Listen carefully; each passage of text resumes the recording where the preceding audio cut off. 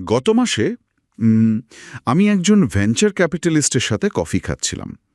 লোকটা চীনের মার্কেট আর সেখানকার ওই যাকে বলে অযৌক্তিকতা সেটা নিয়ে রীতিমতো ক্ষোভে ফুঁসছিল। হুম পশ্চিমা ইনভেস্টরদের কাছে এটা খুব চেনা একটা রিয়াকশন। একদম। তো কফি খেতে খেতেই সে আমাকে তার ফোনে একটা নিউজ ক্লিপ দেখালো। খবরের বিষয়টা ছিল ওই দেশের একদম প্রত্যন্ত একটা গ্রামীণ প্রদেশে রাষ্ট্রীয় অর্থায়নে বিশাল এক ইনফ্রাস্ট্রাকচার প্রজেক্ট বানানো হয়েছে। আর অবাক করার বিষয় হলো সেখান থেকে আজ পর্যন্ত 1 পয়সাও মুনাফা আসেনি। আর আমি বাজি ধরে বলতে পারি তার কাছে পুরো ব্যাপারটা একটা জোক বা রাষ্ট্রীয় অদক্ষতার চূড়ান্ত প্রমাণ বলে মনে হচ্ছিল। ঠিক ধরেছেন। সে বারবার অপচয় শব্দটা ব্যবহার করছিল। তার মুখ দেখে বোঝা যাচ্ছিল যে এমন একজন মানুষ কতটা হতাশ হতে পারে, যার কাছে ফ্রি মার্কেট হলো এমন এক ঈশ্বর যাকে কখনো অমান্য করা উচিত নয়। মানে তার হয়তো বদ্ধমূল ধারণা ছিল যে চীন আসলে ক্যাপিটালিজম বা পুঁজিবাদ জিনিসটা খেলতেই জানে না। হ্যাঁ, কিন্তু এরপর আমি যখন কথার মোড়টা একটু ঘুরিয়ে দিলাম, পরিস্থিতি পুরোপুরি বদলে গেল। আমি টেক জায়ান্টদের ওপর সরকারের কমন প্রসপ্যারিটি বা সাধারণ সমৃদ্ধি নীতির অধীনে যে বিশাল কড়াকড়ি চলছে সেটা নিয়ে কথা তুললাম। আর ঠিক তখনই তার চেহারার ওই আত্মতুষ্টির ভাবটা উধাও হয়ে গেল, তাই না? একদম তাই। সেখানে এক ধরনের ভয়ের ছায়া নেমে এলো। সে অভিযোগ করতে শুরু করলো যে এটা কতটা অন্যায় যে একটা সরকার চাইলেই রাতারাতি মাল্টি-বিলিয়ন ডলারের কোনো আইপিও থামিয়ে দিতে পারে, অথবা কোনো টেক বিলিয়নিয়ারকে মাসের পর মাস পাবলিকের চোখের আড়াল করে দিতে পারে। তার মানে সে বলতে চাইছিল পৃথিবী তো এভাবে চলে না। হ্যাঁ, সে বিড়বিড় করে এটাই বলছিল, আর তাকিয়েছিল তার ফোনের একটা স্টক চার্টের দিকে, যেটা তখন খাড়া নিচের দিকে নামছে। আমার কাছে সবচেয়ে ইন্টারেস্টিং লেগেছিল লোকটার ভেতরের এই চরম মানসিক দ্বন্দ্ব বা কগনিটিভ ডিসোনেন্স। হ্যাঁ, কারণ এক নিঃশ্বাসে সে তাদের অদক্ষতা নিয়ে হাসাহাসি করছে, আর ঠিক পরের মুহূর্তেই সে তাদের সেই ক্ষমতার ভয়ে রীতিমতো আতঙ্কিত। ঠিক, যে ক্ষমতা তার নিজের বেঁচে থাকার নিয়মগুলোকে উল্টে দিতে পারে। সে সাংহাইয়ের রাস্তায় ফেরারি আর শেনজেনের আকাশে গগনচুম্বী অট্টালিকাগুলো দেখে ভেবেছিল এটা তো নিউ ইয়র্ক বা লন্ডনের মতোই একটা ক্যাপিটালিস্ট প্লেগ্রাউন্ড। কিন্তু যে মুহূর্তে রাষ্ট্র তার আসল পেশি প্রদর্শন করল, মানে ওই ব্যাংকিং, জ্বালানি আর পরিবহনের মতো অর্থনীতির প্রধান জায়গাগুলোতে নিজেদের নিয়ন্ত্রণ বুঝিয়ে দিল, তখন তার ভুল ভাঙল। লোকটাকে দেখে মনে হলো সে যেন হঠাৎ বুঝতে পেরেছে যে অদৃশ্য হাতের ওপর সে এতকাল ভরসা করেছিল সেটা আসলে কোনো অদৃশ্য হাত নয়, বরং একটা অত্যন্ত দৃশ্যমান এবং ভারী মুষ্টি। আর তার চোখের এই যে পরিবর্তন, মানে নিজের চেনা জগতের প্রতিচ্ছবি খুঁজতে গিয়ে একটা বিশাল প্যারাডক্সের মুখোমুখি হওয়া, ঠিক এখান থেকেই আমাদের আজকের বুদ্ধিবৃত্তিক ধাঁধার শুরু। দারুণ বলেছেন। কারণ যদি ওই মডেলটা ক্যাপিটালিস্টই হয়, তবে তারা কেন পুঁজির সবচেয়ে বেসিক নিয়মগুলো বারবার ভাঙে? আর যদি তারা সোশিয়ালিস্ট হয়, তবে তারা কিভাবে মানব ইতিহাসের সবচেয়ে বড় সম্পত্তির বিস্ফোরণ ঘটালো? আজকের এই ডিপ ডাইভে আমরা বেশ কিছু ইকোনমিক রিসার্চ পেপার আর ইনডেপথ কেস স্টাডি ঘেটে ঠিক এই মেকানিজমটাই ডিকোড করার চেষ্টা করব। তো বাইনারি লেবেলগুলোর বাইরে গিয়ে দেখা যাক, যখন কোনো রাষ্ট্র পুঁজির সেবা করা বন্ধ করে উল্টো পুঁজিকেই নির্দেশ দেওয়া শুরু করে, তখন ঠিক কি ঘটে? ওই ভেঞ্চার ক্যাপিটালিস্টের বিভ্রান্তিটা আসলে খুব চেনা একটা প্যাটার্ন। পশ্চিমা পুঁজিবাদের লেন্স দিয়ে যখন সম্পূর্ণ ভিন্ন আর্কিটেকচারের একটা অপারেটিং সিস্টেমকে বোঝার চেষ্টা করা হয়, তখন এরকম শর্ট সার্কিট হওয়াই স্বাভাবিক। মানতে হবে।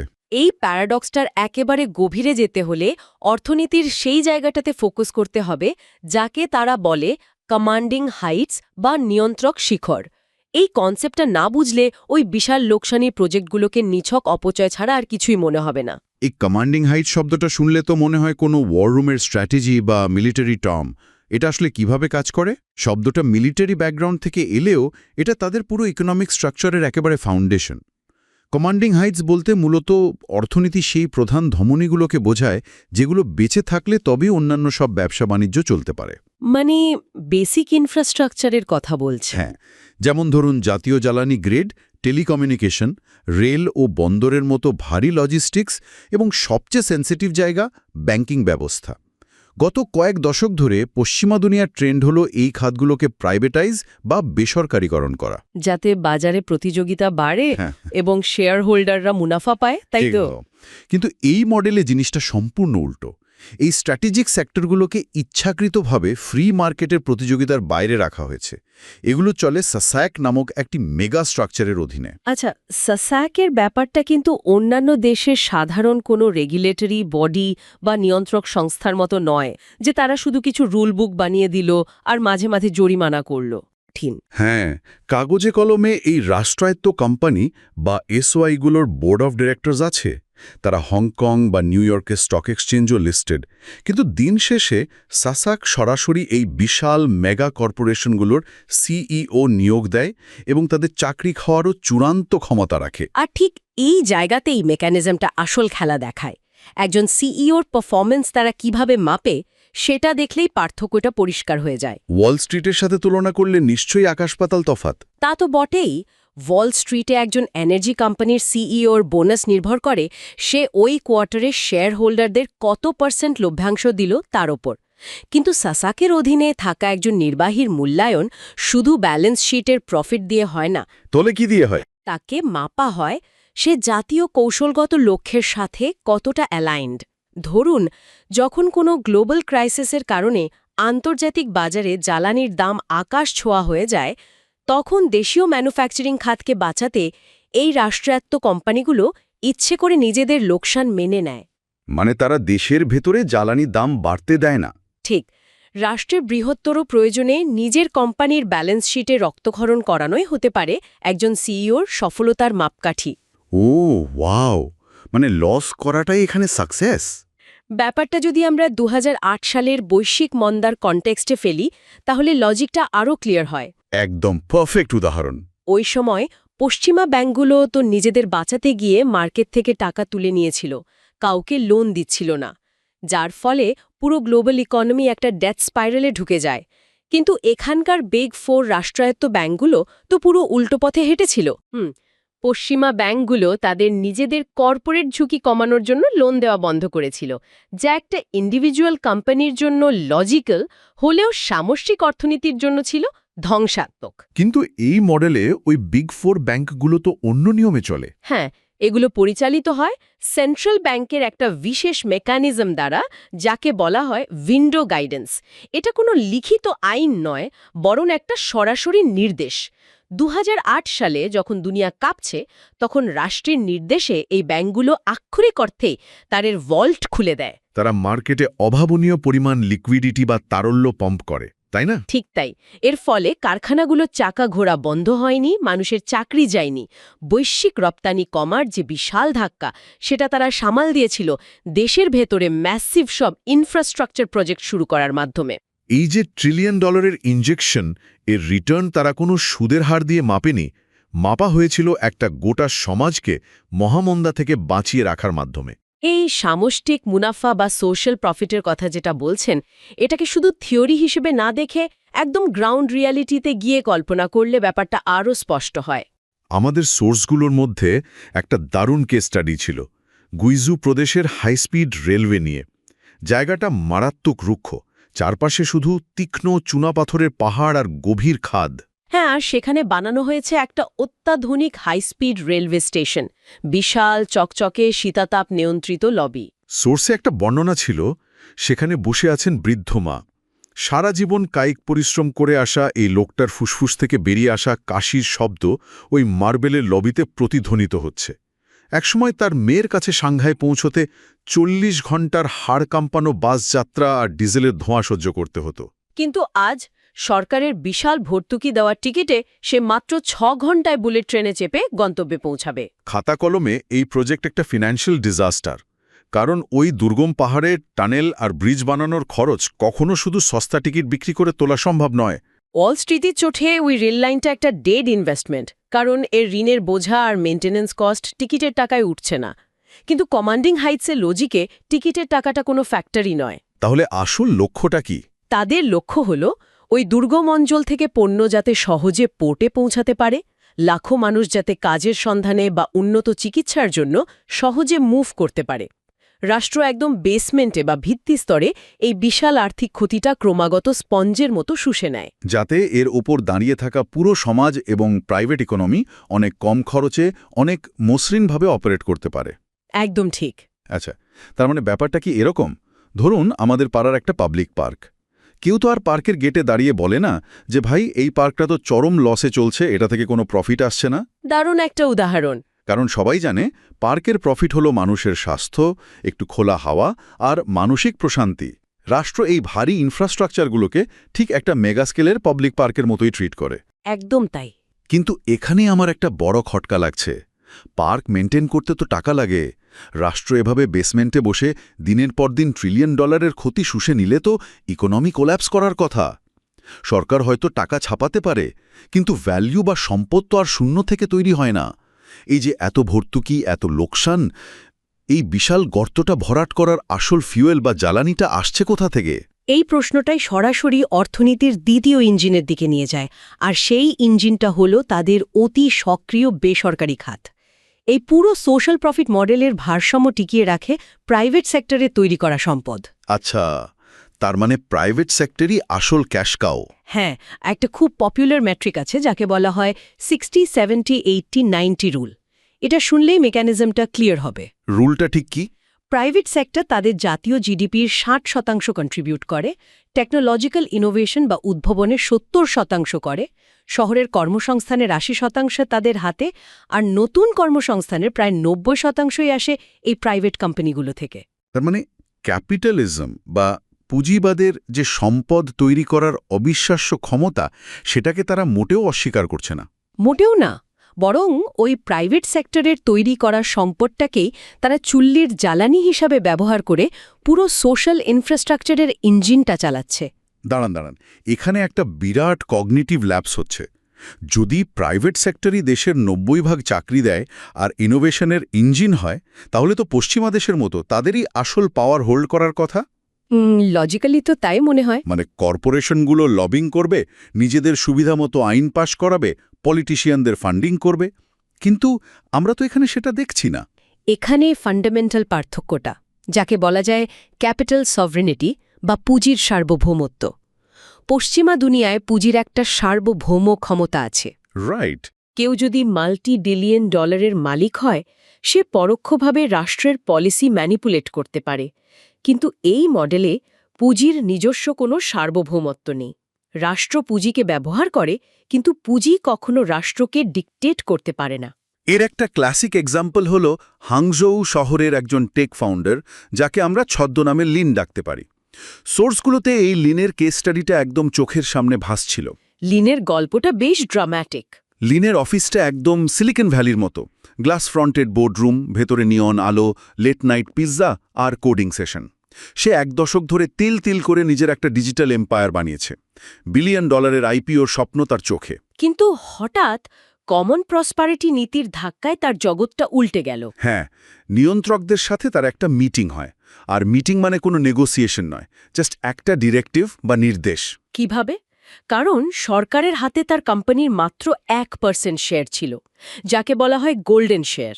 শুনতে মনে হয় মাত্র 1%, কিন্তু মেকানিজমটা হলো এই 1% শেয়ারের জোরে বোর্ডে তাদের লোক বসবে এবং যে কোনো বিজনেস ডিসিশনে তাদের অ্যাবসলিউট ভেটো পাওয়ার থাকবে।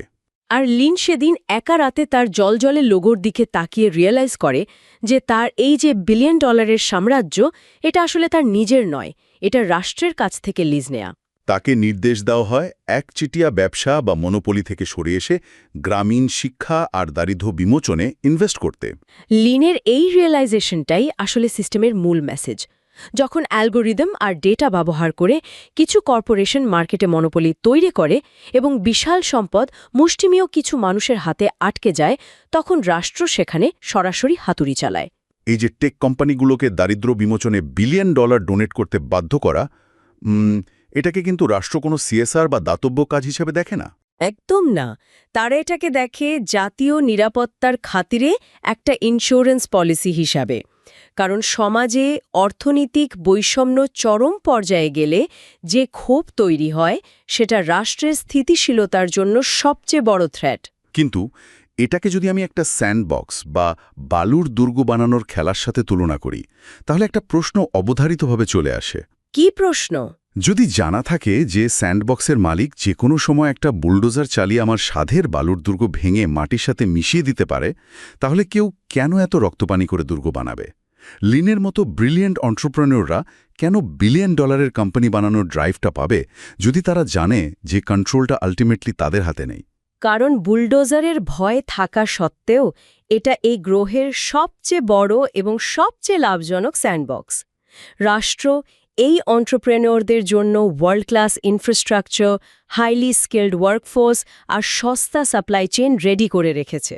আচ্ছা, মানে খেলার মাঠটাই এত লোভনীয় যে কেউ লোভ সামলাতে পারে না।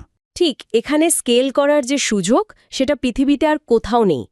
তাই উদ্যোক্তারা দুর্গ বানায়, ইনোভেট করে। তাদের শুধু একটা অলিখিত রুল মেনে চলতে হয়, তোমার বানানো দুর্গ যেন পার্কের সার্বজনীন ভিউ বা দৃষ্টিসীমা আটকে না দেয়। রাষ্ট্র কিন্তু প্রাইভেট ব্যবসাকে গলা টিপে মারতে চায় না, তারা স্রেফ একটা শক্ত বাউন্ডারি লাইন টেনে দেয়। পুঁজির লক্ষ্যকে জোর করে রাষ্ট্রের দীর্ঘমেয়াদী ভূ-রাজনৈতিক লক্ষ্যের সাথে বেঁধে দেওয়া হয়। হ্যাঁ, বাউন্ডারি তো সেট করা হলো, কিন্তু এই বিশাল ইকোনমিক মেশিনটাকে তারা স্টেয়ার করে বা চালায় কিভাবে? এটা তো আর পুরনো আমলের সোভিয়েত ইউনিয়ন নয় যে সেন্ট্রাল প্ল্যানিং কমিটি থেকে নির্দেশ আসবে এই বছর 5 লাখ ট্রাক্টর আর 10 লাখ জুতো বানাতে হবে। একদমই না। ওই কমান্ড ইকোনমি যে একটা ফেইলড মডেল, সেটা তারা খুব ভালো করেই জানে, এবং তারা সেই ফেলিয়ার থেকে খুব ডিপ লেসন নিয়েছে। তাহলে তারা এখন কি করছে?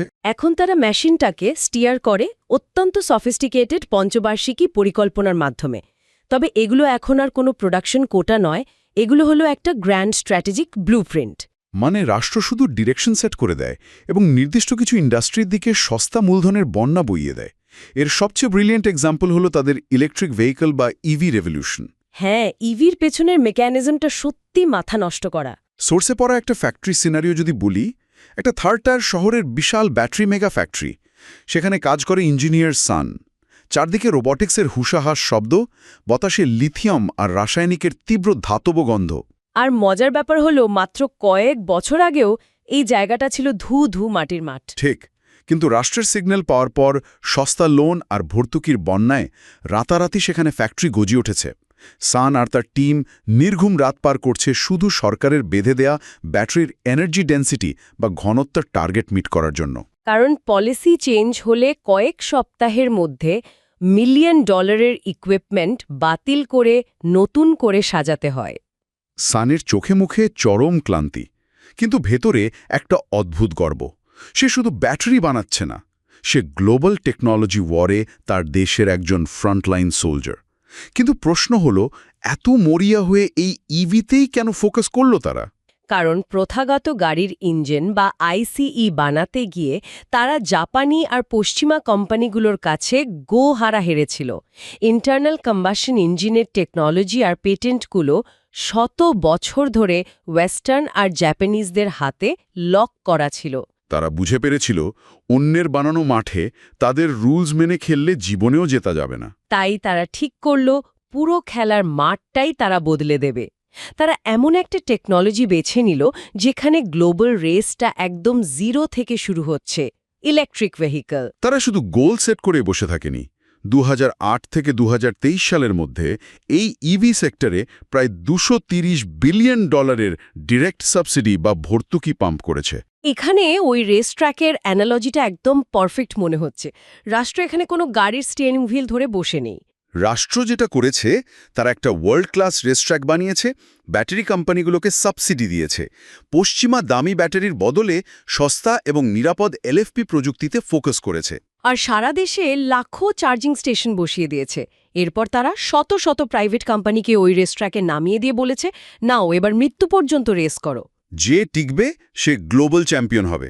আর এই প্রক্রিয়ায় কিন্তু ভয়ঙ্কর লেভেলের অপচয় হয়েছে। ড্রোন শট থেকে দেখলে অনেক শহরে হাজার হাজার পরিত্যক্ত ইভির গোরস্থান দেখা যায়। হ্যাঁ, কোম্পানিগুলো রেসে টিকতে না পেরে দেউলিয়া হয়েছে। কিন্তু ইন্টারেস্টিং ব্যাপার হলো, সরকারের এটা নিয়ে কোনো মাথা ব্যথাই নেই। কারণ ওই ইভির গোরস্থানগুলোকে তারা কোনো সিস্টেমিক ফেলিয়ার বা কাঠামোগত ব্যর্থতা হিসেবে দেখে না। তারা এটাকে দেখে অত্যন্ত দ্রুত গতিতে টেকনোলজি অ্যাডপ্ট করার জন্য প্রয়োজনীয় R&D কস্ট হিসেবে। তারা প্রাইভেট সেক্টরের এই উন্মাদ এবং গলার নলিকাটা প্রতিযোগিতাকে একটা ডারউইনিয়ান ফিল্টার হিসেবে ব্যবহার করেছে। তারা জানতো যে 100টা কোম্পানির মধ্যে 99টা মরে যাবে, কিন্তু যে একটা বেঁচে থাকবে সে হবে গ্লোবাল মনস্টার। এবং আজ রেজাল্ট সবার সামনে। পুরো গ্লোবাল ইভি সাপ্লাই চেইন আজ তাদের হাতের মুঠোয়। আচ্ছা, ইভি রেস তো তারা জিতে গেল, কিন্তু এরপর কি? এই রেসকারগুলো এখন ঠিক কোন লক্ষ্যের দিকে ছুটছে? তারা তো আর সারা জীবন শুধু গাড়ি বানাবে না। এর উত্তরটা আমরা পাই তাদের 2026 থেকে 2030-এর জন্য বানানো 15তম পঞ্চবার্ষিক পরিকল্পনায়।